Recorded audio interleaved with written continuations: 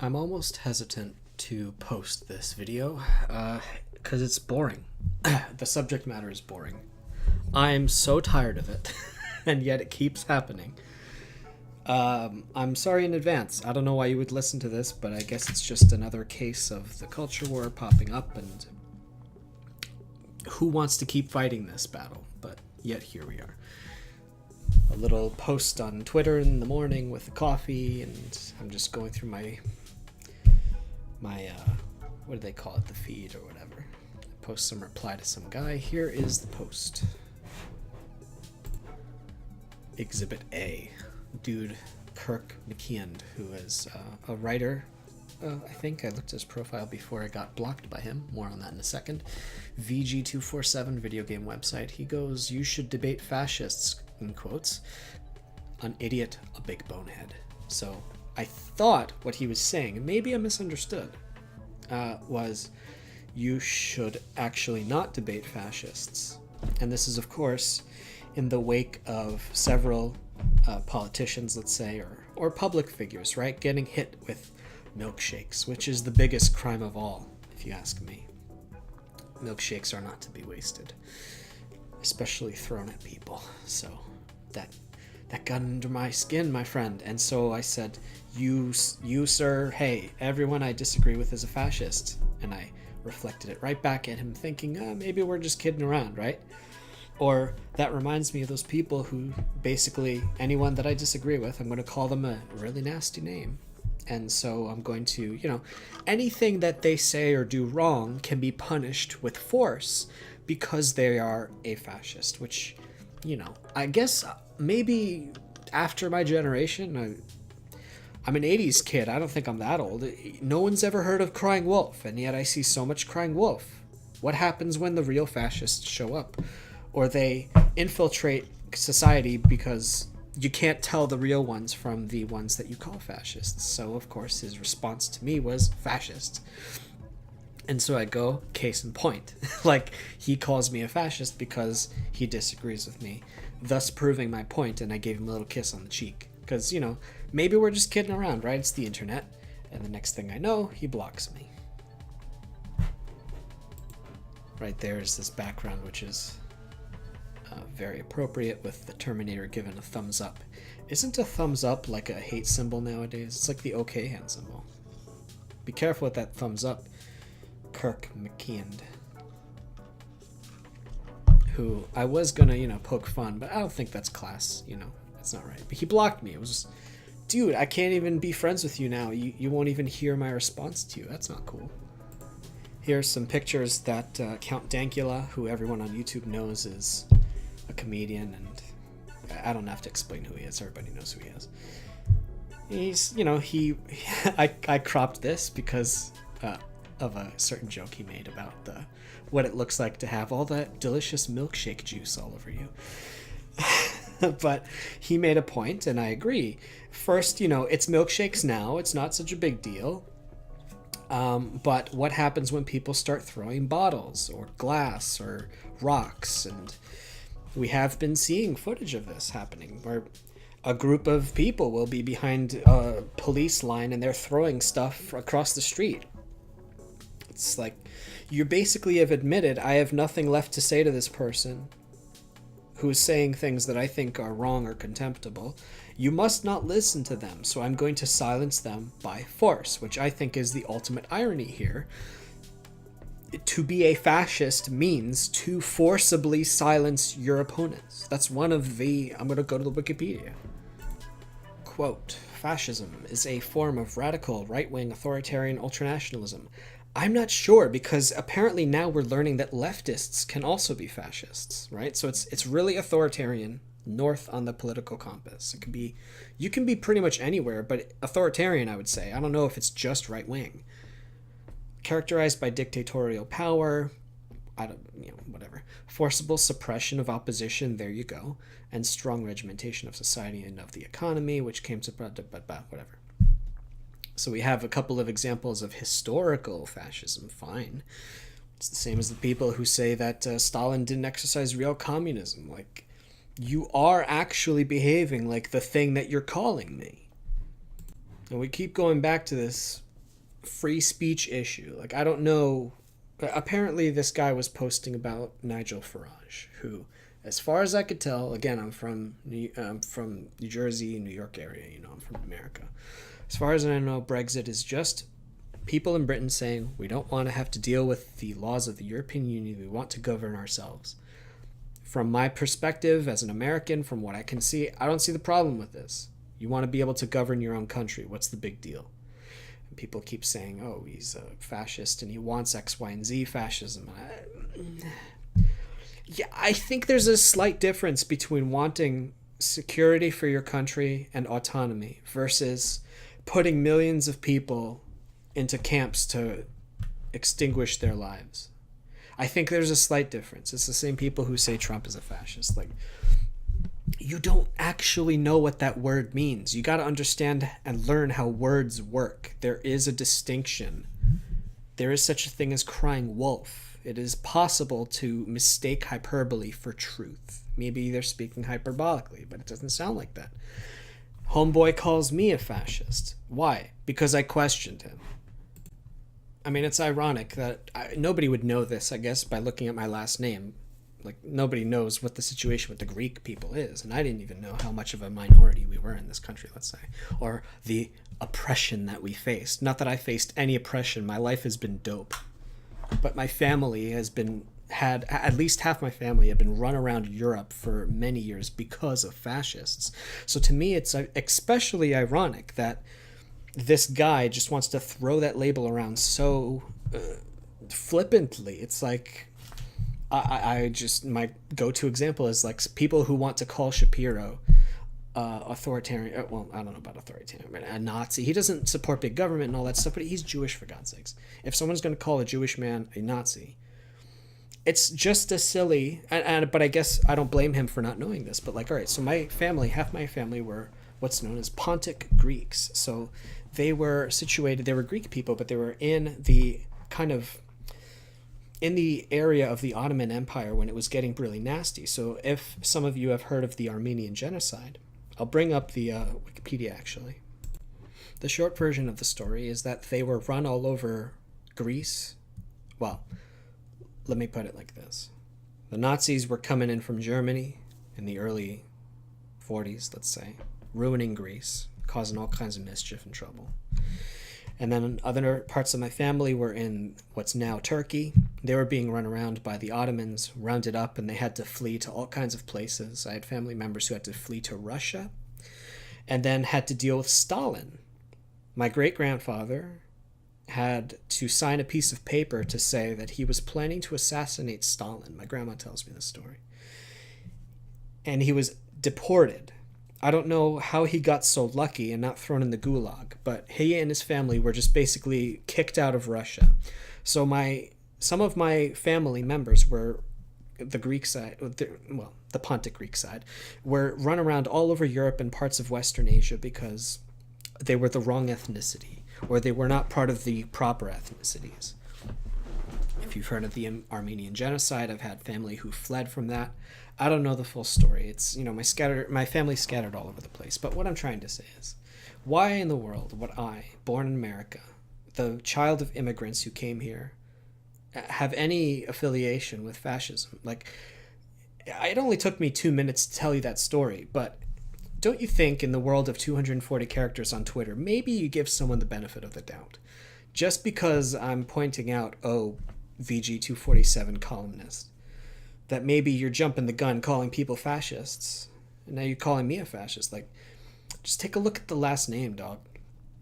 Just take 5 minutes and just ask me, hey, what do you mean by that? Can we talk? Can we be friends? No, it's much more easy to just paint a very low resolution picture of this caricature of this guy. Anyone who questions me, basically, is an enemy of mine.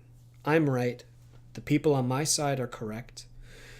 And we just have to cleanse the world and impose our ideas on the rest of the world. All right, so I come from an American perspective. I understand there might be international people reading my stuff or on Twitter, especially the Reddit people, stuff like that. There's a lot of Europeans, socialist-ish, Maybe they have different policies, left-leaning policies in their country, so maybe they see the world through a left-leaning way. Communist, post-communist, that sort of thing. And so we can have conversations. We can talk, just be civil. But understand that I come from an American perspective where speech... See, the way that I'll talk to non-Americans as if I'm trying to explain the American perspective on free speech and why it's so important. The reason why Americans think it's so important to allow people to speak freely, publicly, about anything they want without government consequences is the same reason why I would compare it to if you've seen that Seinfeld episode of The Bubble Boy, or if you've heard of a person who lives in a bubble, like for their health reasons, like to avoid germs, right? The reason that free speech is so important is because it not only exposes you to good ideas, but also bad ones. It forces you, in the same sense that your body needs to develop antibodies to fight off sicknesses. You have to contract small versions of, say, the common cold or the flu, so that your body can build up its immunity, so that when a bigger version of that illness comes along, something that would kill you, your body's able to fight it off. So one of the reasons why we allow free speech to be a thing in America is because we want to develop antibodies, arguments against bad ideas so that we don't have to use force. And again, we're joking about throwing milkshakes, but it's not a big stretch to imagine that you can have some violent consequences if, that guy is saying something I don't like. And it doesn't matter what he's saying because maybe you misheard him. But you're going to use force and force them underground, let's say, where their ideas can thrive in the dark, and they can get dark followers, so that when they come out again, they're even stronger, and maybe you don't have immunization against their arguments because you thought that they were gone, right? It's very surface level. If I'm going to run someone off that has bad ideas, let's say somebody says, I don't know, I want everybody with brown hair to be thrown into a prison camp, and we're gonna bleach their hair or finish their bloodlines. Like, that's so stupid, but at least we know who that person is and we know who their followers are and we can keep an eye on them. But if that person is now, let's say in a church setting or something, an underground church, preaching this gospel of let's get rid of brown-haired people, and they grow to, get millions and millions of followers, and we didn't even know they existed. Now all of a sudden we got to deal with 2 million people, as opposed to letting that person sound like a crazy weirdo on the street corner, and nobody's there countering. But wait, what does brown hair have to do with, whatever social ills brown-haired people are causing? I mean, everyone knows that brown-haired people are human filth, but that's, another story for another time. So again, the reason we allow free speech is, and consider it so fundamental, is because of, in the same way that germs, like if you imagine one hand, a bubble boy who lives in a bubble, nothing bad happens to him, his mom keeps him safe, he doesn't have any exposure to germs, but that means he can't go outside anymore. He is a slave in some ways to his mother or his parents, who are going to take care of him forever. He cannot go outside. His body is literally not capable of dealing with the outside world. Maybe that makes sense if you, for instance, want to control your populace and say, like, we're going to decide what's okay and what's not okay. It's very 1984. Gulag Archipelago, read some Ordinary Men, perhaps. These are bad consequences. I understand why it might seem like a good idea to protect people, but it's also, I think, and lots of Americans think, it's better to be instead that dirty kid like Pigpen from Charlie Brown, who's covered in mud all the time and dust, and he's always kind of sick. But then you can inject him with the plague and it wouldn't do anything to him. You know what I mean? Maybe it's better to be a little dirty and have mud all over you than to not be able to go outside at all. So for instance, I just mowed my lawn and my allergies kicked up pretty bad. And my eyes are itchy and stuff. But if I never went outside, I wouldn't have even been able to turn on the lawnmower, because all that grass, I used to be really allergic to grass. All that grass would take me out for days because I never did the grass. But now that I force myself to do it, I've built up an immunity to it. You know what I mean? Like if you've seen The Princess Bride, you build up the immunity to iocane powder by just taking a little bit at a time. So that's why, I'm not even going to say this group. It doesn't matter what group it is. There's lots of bad groups out there who say really stupid, hateful things. The reason we allow them to do what they've got to do is because maybe it's better for a society to allow a little bit of that dirt to be on our face than to let it grow and fester in secret, and then all of a sudden it's a much bigger crisis when they emerge. It's the same thing. I'm just going to use a couple more examples. I'm sorry. I don't know. Is there even a point to doing this video? I don't know. It was funny that my Twitter, I don't think I've ever posted anything that got so many upvotes. And it was ironic that I got more followers, even though I was half joking, like, don't follow me, I'm a fascist, apparently, because this guy said I was. I keep gaining followers because of this stupid problem. Like, I can't grow them from my comics, but every time something controversial happens to me, I gain like 100 to 500 followers at a time. People like drama, and it's like, oh, let's come help George. But it's like, dude, this is not how I want to grow my audience. I'll take it. But it's such a stupid... I'm so sick of this fighting, but I guess it keeps happening. Like, anyway, one more example. Weightlifting, gaining muscle. If I want to gain some muscle or stop being fat, or that's a hateful term, isn't it? I am overweight. I'm calling myself fat. I'm a little overweight by like 20. I got to lose 20 pounds, maybe 30. So if I want to get back in shape, I'm going to not just train with a 5-pound weight, right? I have a little 5-pound dumbbell downstairs. I'm going to start lifting it like crazy every day for like 30 minutes. Maybe I'll start losing a little bit of weight, but my body's only going to be able to lift that 5-pound weight. If I want to build up my muscle and lose fat and get stronger, I'm going to have to lift bigger weights. So again, we're talking about free speech. To allow hateful or negative or contemptible speech, it's something that we allow because it gives us an opportunity to strengthen ourselves as citizens. We're talking amongst ourselves. We are now arguing with these people. We're debating with these people. We're having verbal discussions so that our ideas are fighting each other, but not physically. Because if you erase somebody from the conversation, A, that's assault, and B, it makes their argument look dangerous and even maybe sexy. Oh man, why did that guy get silenced? Maybe there's something that they, in air quotes, don't want you to know. The government or the Illuminati or whatever it is. It makes it sexy. It makes me want to... It's like the flat earth thing. The reason that people believe there's a flat earth, and that's an interesting sci-fi idea. I like it. But, if anyone who talked about the flat earth was like silenced, I would go full Alex Jones and be like, wait a second, maybe there's maybe there's merit to this idea. I'm just a citizen, right? I'm not talking about laws or what changes to laws we should make, but in America, at the very least, we have free speech, or rather speech that cannot be punished by the government, and that's the way it should be, I think. You got places like Great Britain where I guess not. You can be thrown in jail, which is why I say, like, people like Tommy Robinson, like that story of him being thrown in jail for speech and that sort of thing is 1984 levels of horror. Like, that's terrible. Like, it doesn't matter what he talks about. Anybody who gets thrown in jail for speech, like, you're in the red zone. Like, it's really bad government-wise. Those laws need to be changed immediately.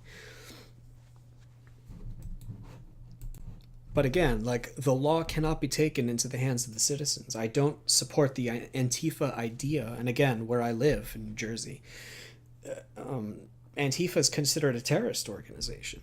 Like, legitimately a terrorist organization. People who wear masks and do violent things to people who they slap labels on. Like, imagine if I was called a fascist, and then enough people believed it that, when they see me down the street, they're going to come at me with, masks and baseball bats, or they're going to club me over the head with a bike lock. Like, that's a crime. So again, like, I absolutely do not support this idea of, we're starting with milkshakes. Fine, we're just kidding around. It's not a serious consequence. But the fact is, it still would be labeled assault. You're imposing yourself physically onto another person, and that's breaking the law. And if you disagree with someone, it should be done in a legal way, right? Once you break the law, you're the criminal. And as far as I'm concerned, if you have to resort to violence to beat someone, in air quotes, in an argument, that means you've already lost the argument. So what you are really doing is saying, I can't prove you wrong, so let's just escalate this directly to violence. And that's what gets on my nerves about this guy. Like, he's free to block me, it's fine. But the problem is when the bridge is burnt and two people can't communicate anymore, can't communicate verbally, the only thing left is them they're just going to either leave each other alone forever, or they're going to fight. So the next step after silencing your opponent is to fight them. I don't want fighting. But then the problem is, like, where do you stop? If a war really means, like, fighting has to continue until one side is destroyed. You can't have, like, these half fights where somebody gets clubbed over the head and then they vanish into a crowd. Like, I guess I'm spinning my tires and I don't have much more to say about it. I have plenty to say, but what's the point? It's weird that my Twitter has been growing because of this. It's fine, I'll take it.